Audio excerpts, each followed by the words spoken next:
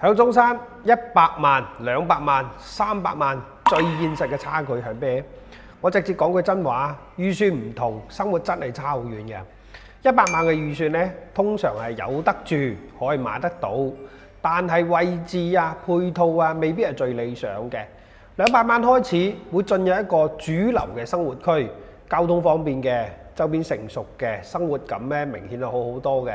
而係300萬以上呢，你開始可以買到叫生活品質，例如景觀、低密度嘅社區、會所、園林，甚至咧生活圈層。所以我點解成日講呢？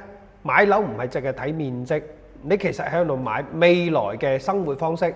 有啲人退休之後想日日睇海景，有啲人呢中意落樓就有商場。預算唔同，對應完全唔同嘅人生體驗。所以最重要唔係你有幾多預算，而係你想過咩樣嘅生活。